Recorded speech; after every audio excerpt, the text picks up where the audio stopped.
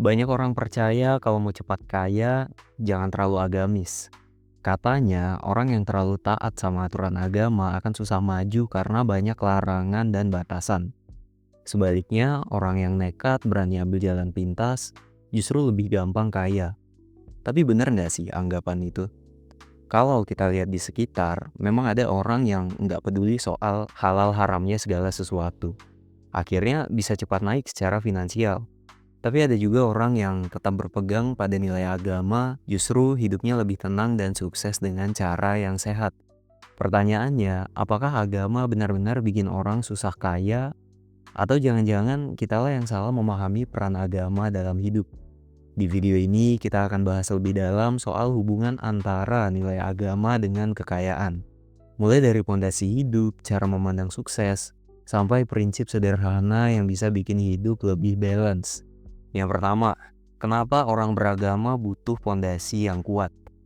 Agama atau nilai hidup itu ibarat pondasi sebuah rumah. Kalau pondasinya rapuh, rumah gampang roboh kena angin. Begitu juga dengan hidup kita. Saat berada di titik terendah, nilai agama yang bikin kita tetap waras. Dan saat berada di puncak, nilai agama juga yang bikin kita tetap rendah hati. Orang yang gak punya pondasi bisa gampang goyah. Begitu jatuh, mereka kehilangan arah. Begitu naik, mereka jadi sombong dan lupa daratan. Tapi orang yang punya pegangan hidup meskipun jatuh berkali-kali selalu punya alasan untuk bangkit lagi. Pertanyaan soal apakah orang agamis susah kaya sebetulnya bisa dijawab dari sini. Orang beragama bukan berarti nggak bisa kaya, tapi pondasinya membuat cara dia menuju kaya jadi lebih sehat. Kalau hanya mengejar uang tanpa pondasi, kita bisa kaya lebih cepat, tapi rapuh dan gampang hancur. Jadi, agama bukan penghalang rezeki.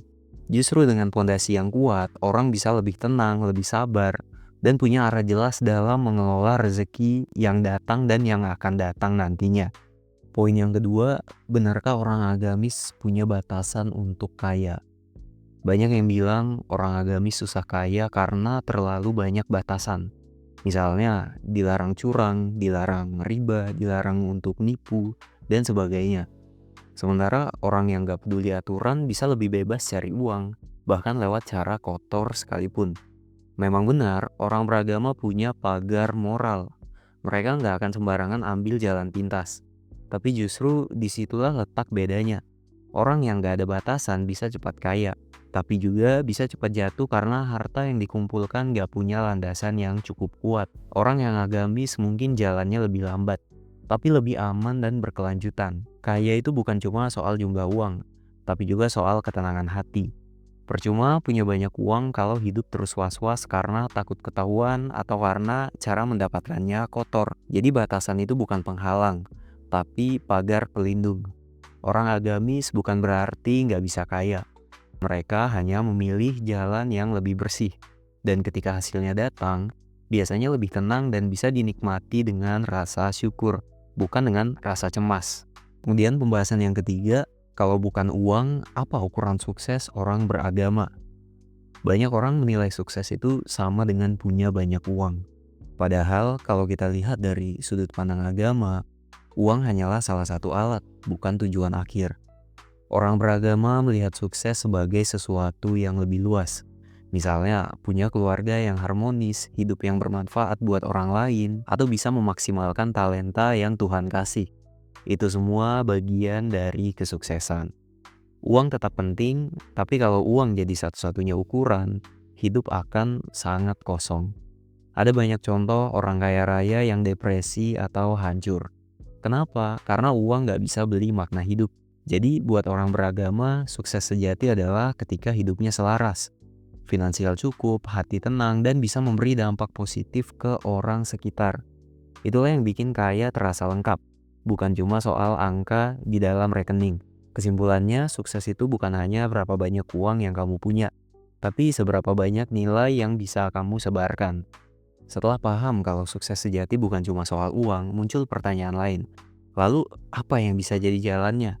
Jawabannya ada pada talenta, yaitu bakat atau kemampuan yang Tuhan sudah titipkan ke masing-masing orang. Talenta inilah yang sebenarnya bisa jadi modal utama untuk kaya. Masalahnya, banyak orang justru meremehkan talentanya sendiri. Misalnya, ada yang jago ngomong tapi merasa itu hal biasa.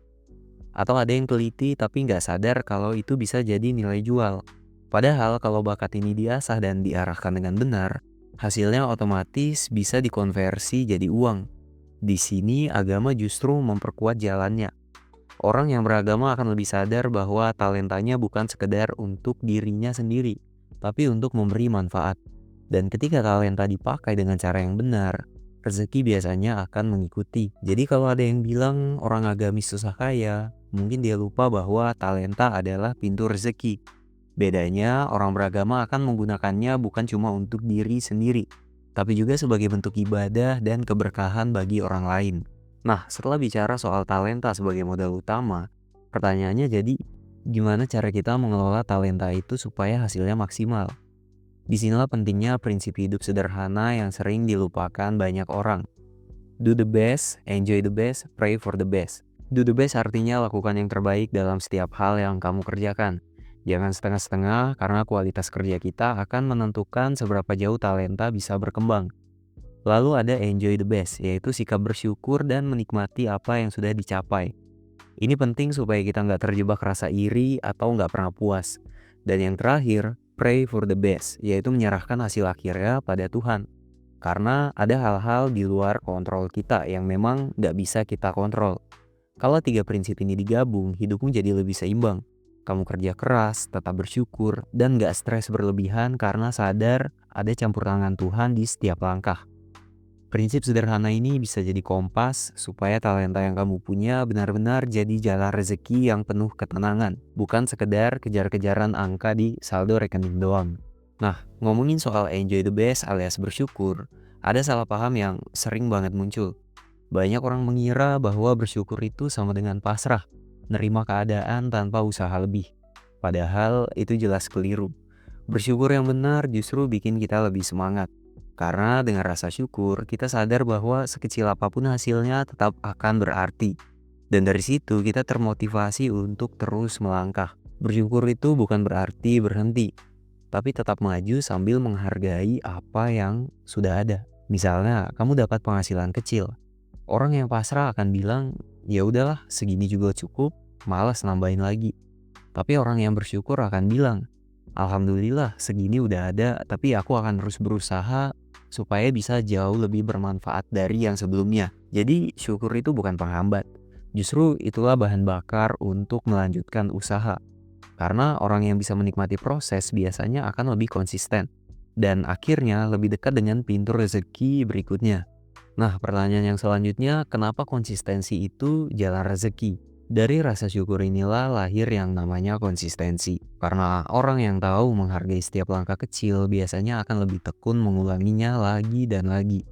Dan justru disitulah kunci rezeki. Konsistensi artinya kamu melakukan hal yang benar secara terus-menerus. Meskipun hasilnya belum kelihatan besar, misalnya kamu rajin menabung 20.000 per hari. Awalnya mungkin terasa kecil, tapi setelah setahun jumlahnya bisa jutaan. Hal yang sama berlaku di bisnis, hal yang sama juga berlaku di pekerjaan, atau bahkan berlaku juga dalam ibadah.